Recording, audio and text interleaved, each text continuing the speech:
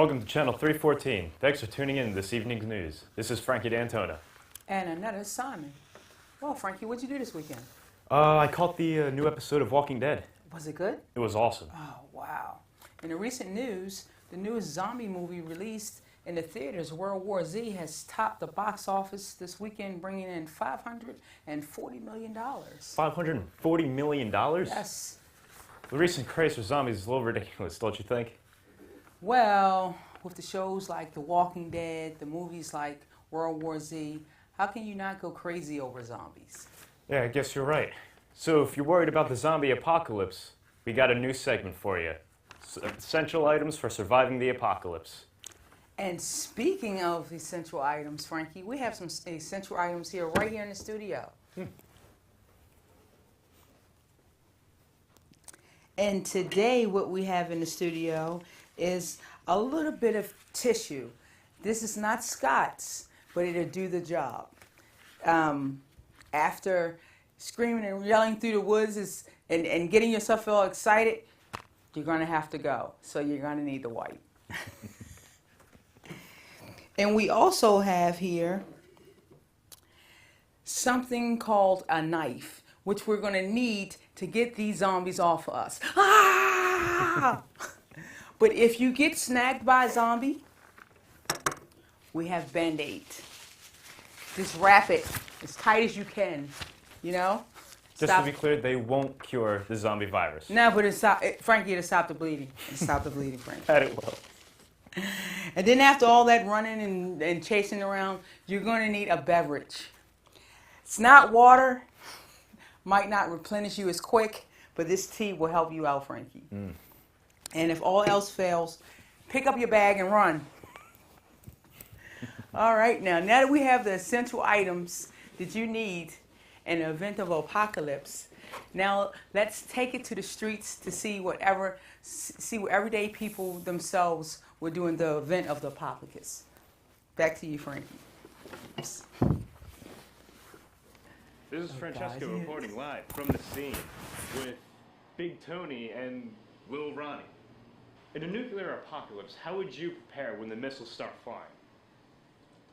Well, I feel as though once the missiles start flying, what am I supposed to do? What would you do? Little Ronnie, how would you prepare once the missiles start flying? Well, you already know. Give me like 440s. Call up, what's that girl named? Ratchet Equasia? Yeah, Ratchet I'm gonna call her up. You already know about that, you know. I'm gonna be cooling. You already know. Cooling. Yeah. A lot of things can happen in a nuclear apocalypse. How would you prepare to filter out radioactive water and find food and things like that and etc.? Can you say that one more time? I got this thing called purified ice. Chop down that ice, put that in a cup, get the stern, put it through one of them little, purified joints on the faucet, you know what I'm saying? And we're gonna be good to go. We good. You already know. Yep. All right. This has been Big Tony and Little Ronnie. Thank you for telling us how you survived the nuclear apocalypse. What's up, Mama? What's up? All right, this guy. Excuse me, sir. Oh, I'm Rob. Sir, can you tell us about how you will prepare for this coming apocalypse? Apocalypse? Apocalypse. Apocalypse? Okay, this guy doesn't speak American. Let's keep going. Ooh, well, you can't go without food, Frankie. That's number one, of course. I don't know, I think I would raid, grocery stores, canned foods, maybe some canned peaches. Who doesn't love peaches? That's what I'm saying. So you would stab your friendly countrymen and neighbors in the bag for food? Yes, of course. You have to. You can't trust anyone during a zombie apocalypse. And toilet paper, 'cause come on. You're eating canned peaches all day. You're gonna need to, wipe. You can't be uncomfortable during a zombie apocalypse. There are those who might disagree with your selection of items you have chosen to survive a zombie apocalypse with. What do you say to those people? I say good luck taking a crap in the woods without toilet paper. This is Francesco reporting from the scene with Jeremy Rorodi. Jeremy, thank you. No problem. Back to you, Me. Thanks, Me. Our reporters get better and better looking every year, don't they?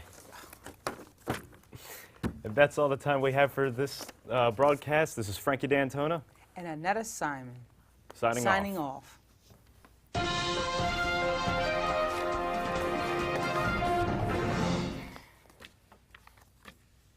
You guys feel good about it?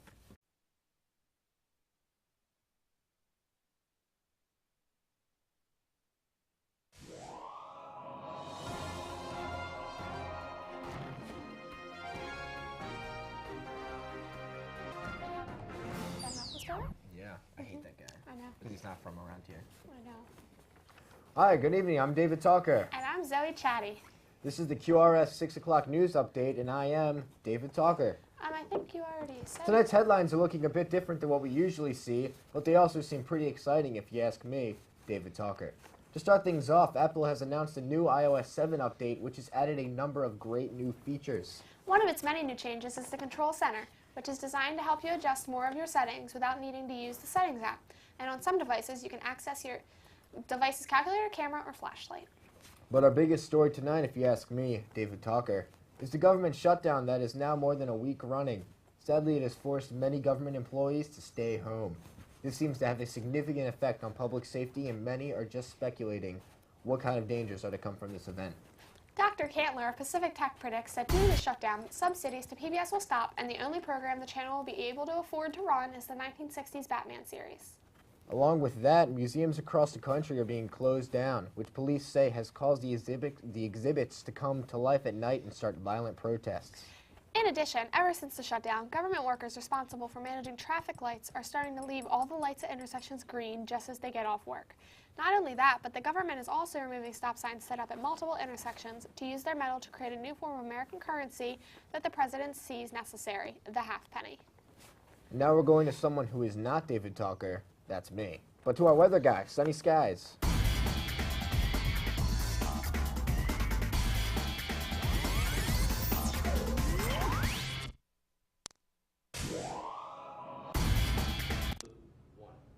We had beautiful weather here for this weekend, mostly sunny skies and highs in the upper 80s. Overnight tonight, partly cloudy, mild, with those temperatures dropping down into the mid-70s. Now, we've got some big changes here for the upcoming work week. Starting tomorrow, we're going to have a volcanic eruption right near Charlottesville, and it's going to make things rather toasty across the area. We're going to see lava spill out into central Virginia and make temperatures in Richmond at 350 degrees, Fredericksburg at 345, Charlottesville, the hot spot, at 400. Not as hot off towards the Tidewater. A little bit more comfortable with highs near 100 degrees. The reason why, we're going to have tidal waves moving in ahead of this. A global superstorm developing off towards the Atlantic Ocean. This thing is headed our way, but the key to the forecast, right before this thing makes landfall, it is going to be deflected by Godzilla. Now, a lot can change between now and then. We're looking at the latest data. We'll continue to bring you the very latest. I do want to encourage you, though, that if you ever do see a sleeping coyote, do not wake it. Bad idea. Okay, here's the forecast. Volcano 350 there for Monday. Global superstorm on Tuesday. We could see maybe about 200 inches of rainfall, wind gusts up to 1,000 miles an hour. Godzilla Wednesday, I'll be honest, I have no idea what's going to happen on that day. After that, though, how about this to finish off the work week? Low humidity, lots of sunshine, with highs in the upper 80s heading into next weekend. All right, it's nice to have some sunny weather to look forward to. Thanks, Sunny. This just in, we have an update on the story with Atlantis, which many of you folks at home have probably noticed has just resurfaced a few days ago. Last time we discussed this topic, Atlantis had just begun their invasion of Europe. Now officials are saying that the whole continent has been taken over and sunk into the ocean. As millions of the civilians were drowning, representatives of the French government climbed to the top of the Eiffel Tower so they could tell anyone who could hear them, "We spit in your general direction." No one cares about that, David. This is America. Let's talk about American stories. Why, that's right, I am David Talker. Florida residents may be used to hot, sunny days, but they weren't prepared for something like this. Scientist and Star Wars enthusiast Dr. Howie Burns set off in February to create a lightsaber that can actually function just like the ones in the Star Wars universe, but the results were less than desirable. His experiments went awry as he was adjusting the particle cardia radiation, which is when a massive explosion occurred. While Dr. Burns denies this event taking place, many Florida residents believe his story to be false. Well, what's left of Florida, at least. Actually, there's nothing left. Florida's gone. Good thing I don't live in Florida, Zoe. I don't think this country could make it without me, David Talker. Studies show that due to Florida's destruction, the percentage of United States residents over 65 years of age has decreased by 93%. In response to this event, the Walt Disney Company has sent out the team of Indiana Jones, Darth Vader, Thanos, and Eeyore to apprehend Dr. Burns for destroying the Walt Disney World Resort. Well, folks, that concludes our 6 o'clock news update. We apologize for the lack of interesting stories yet again, but when something relevant does happen, we assure you that you'll be hearing it from QRS News first. I'm Zoe Chatty, and from all of us here at... Breaking news. What? We have just received word that a large portion of Europe's semi-aquatic animals have survived the Atlantis attack. It would seem they are now evacuating the ruined home and making their way across the Atlantic Ocean to build a new home in the United States. Ladies and gentlemen, I am sorry to report we are now being invaded by ducks. What? Ducks! Let's go! Get out of here! It's all coming! Ah!